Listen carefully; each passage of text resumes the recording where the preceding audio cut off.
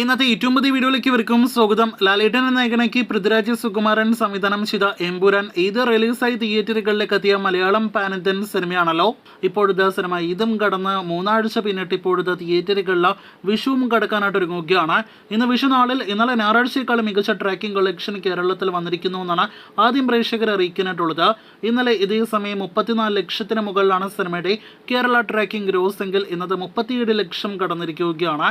ഇന്ന് 60 ലക്ഷത്തിൽ പരം കേരള ഗ്രോസ് പ്രതീക്ഷിക്കുന്ന സിനിമയുടെ ആകെ കേരള ഗ്രോസ് അങ്ങനെ ഇന്നത്തോടെ 85 കോടി 50 ലക്ഷം റേഞ്ചിലേക്ക് എത്തപ്പെടുന്നതാണ്.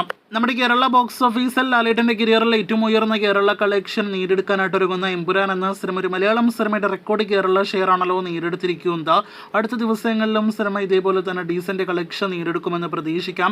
ഇതിനിടയിൽ സിനിമയുടെ വേൾഡ് വൈഡ് എസ്റ്റിമേറ്റിലേക്ക് വരികയാണെങ്കിൽ ഇന്നലെ വരെ വേൾഡ് വൈഡ് ഗ്രോസ് 261 കോടി കടന്ന സിനിമ ഇന്നത്തെ വിഷു നാളിലെ കളക്ഷൻ ഉൾപ്പെടെ നോക്കുകയാണെങ്കിൽ 261 കോടി 50 ലക്ഷം 262 കോടി റേഞ്ചിലേക്കും എത്തപ്പെടുന്നതാണ്. 19 ദിവസങ്ങൾ തിയേറ്ററുകളിലെ പിന്നിട്ട് 20-ാം ദിവസത്തിലേക്ക് കടക്കുന്ന എമ്പുരാൻ അങ്ങനെ മലയാളത്തിലെ വലിയ റെക്കോർഡ് കളക്ഷൻ നേടിയെടുക്കുന്ന സിനിമയായിട്ട് മാറിക്കഴിഞ്ഞിരിക്കുന്നു. കാത്തിരിക്കൂ ബിഗ് ബഡ്ജറ്റ് സിനിമയുടെ അടുത്ത ദിവസങ്ങളിലെയും കൂടുതൽ ബോക്സ് ഓഫീസ് റിപ്പോർട്ടുകൾക്ക്.